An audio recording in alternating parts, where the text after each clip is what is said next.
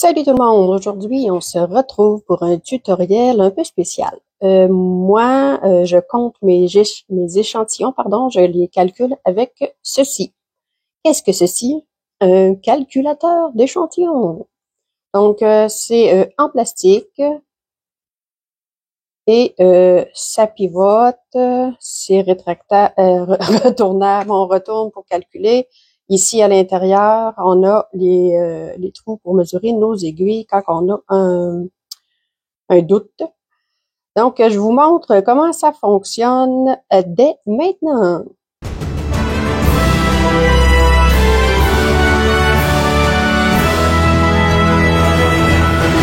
Alors, pour les besoins de la cause, j'ai un petit échantillon ici que j'ai fait il y a longtemps. Pour calculer notre échantillon, premièrement, le calculateur va servir à calculer nos mailles. Ici, c'est les mailles. Et calculer nos rangs.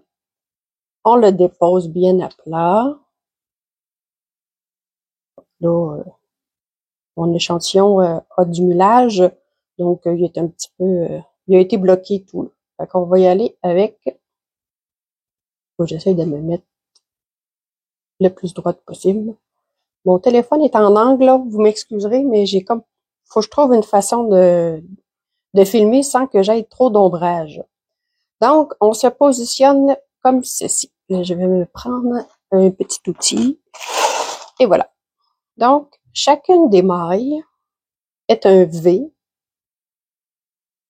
qui descend. Ici, c'est une maille. Ça. OK? Fait que vous voyez les V quand on est en jersey.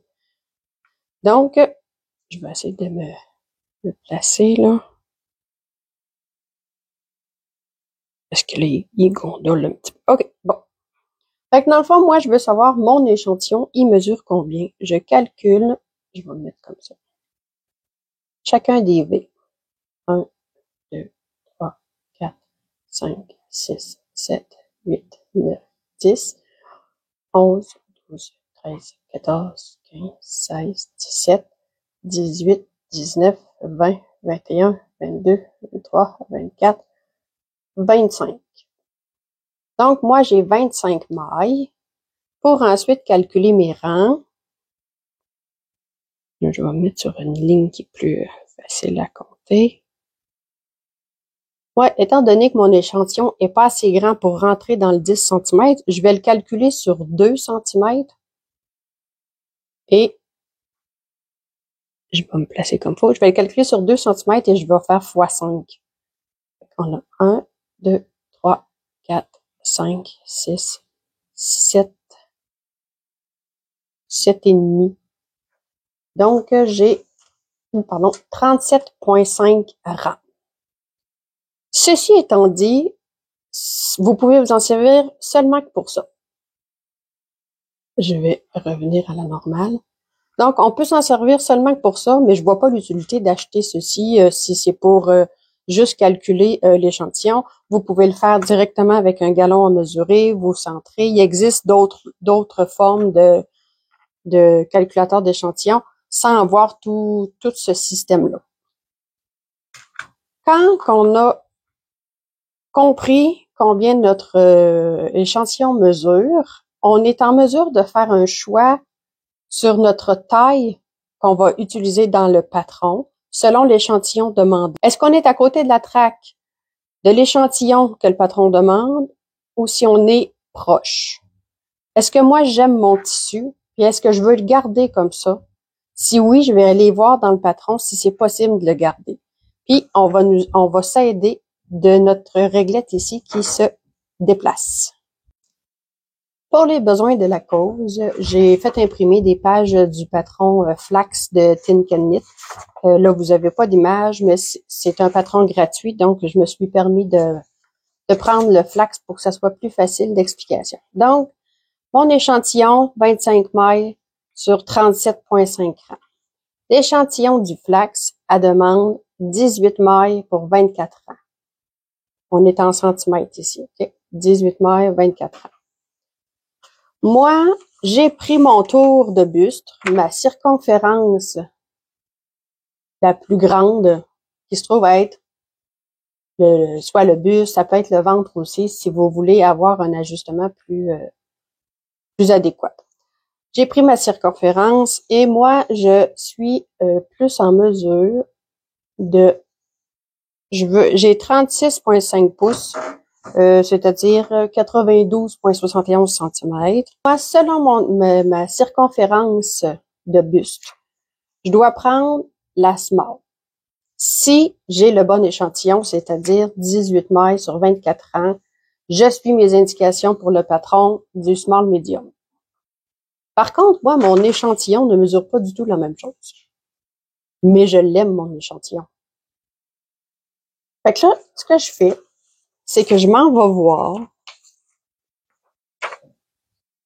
Ici, on a dit, je reviens, je m'excuse, le small medium, c'est la 3e grandeur en gras, en écriture foncée. Fait que 3e.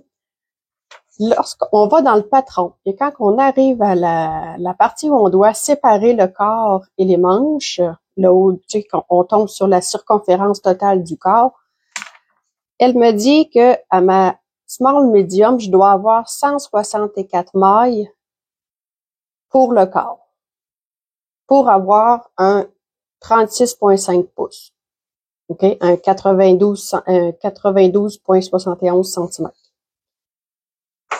Moi, je vais aller voir sur ma réglette. Ce que je fais, c'est que là, je me place de l'autre côté. Vous voyez ici, et de l'autre côté, c'est le nombre de mailles que vous avez. Okay? Ça va jusqu'à 49. 49 mailles pour 10 cm, vous avez un très petit fil. Et 8 mailles pour 8 mailles, ben, vous allez avoir un gros fil. Okay? Donc moi, j'ai 25 mailles. Je suis ici. Et je veux quelque chose qui mesure 92,71. On va dire, là, ici, je l'ai calculé en 92. J'ai enlevé 71, 0,71. Je vais sur ma réglette.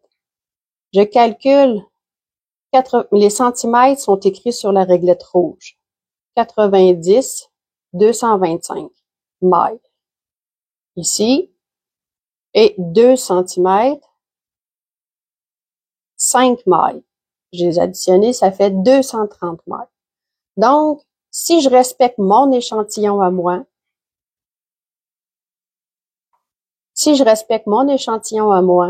pour avoir la même circonférence, je dois avoir 230 mailles. Je retourne dans mon patron.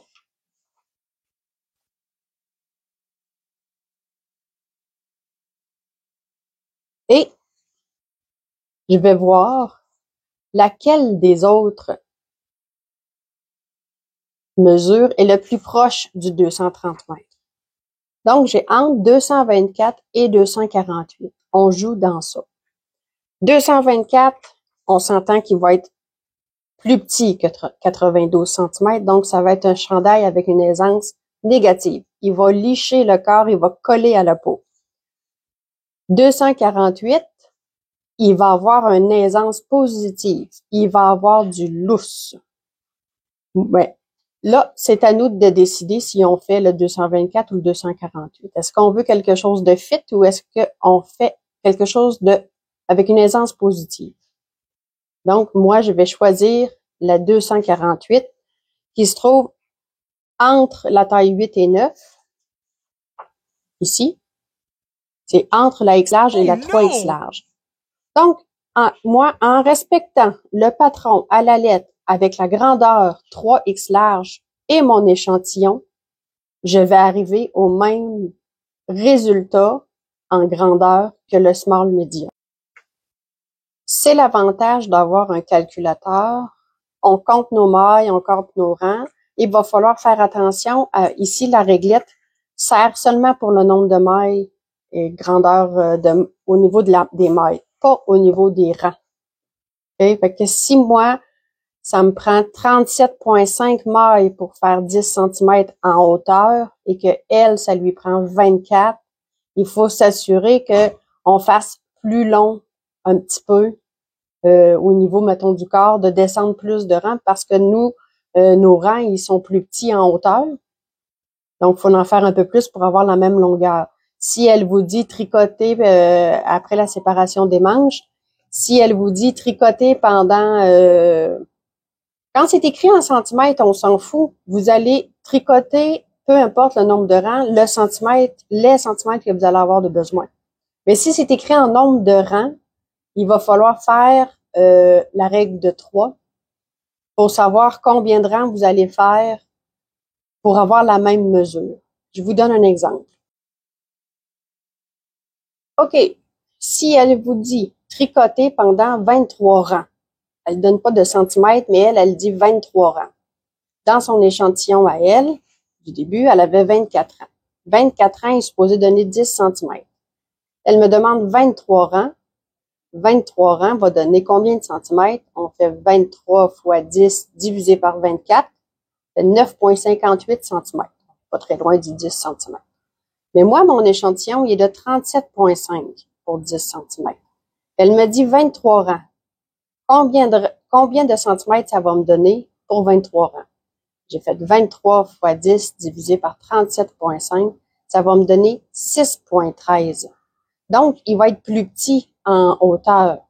Fait que si elle vous dit 23 rangs, il va falloir faire attention à la hauteur. Il va falloir que vous essayiez votre chandail au fur et à mesure que vous allez le tricoter.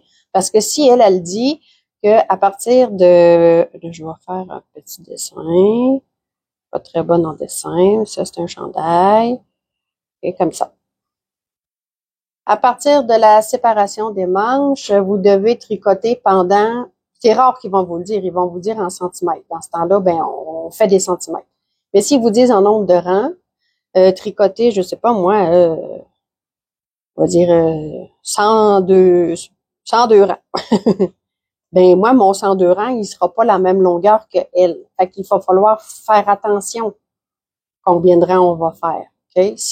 Mais techniquement, on est plus porté à donner des mesures en centimètres. C'est la même affaire pour les manches, tricoter pendant, je sais pas moi, tant de centimètres, commencez les diminutions ou faites vos côtes à partir de tant de centimètres. C'est pas mal tout le temps les centimètres. Alors, c'était la conclusion de comment on utilise le calculateur de tricot. J'espère que ça vous a aidé.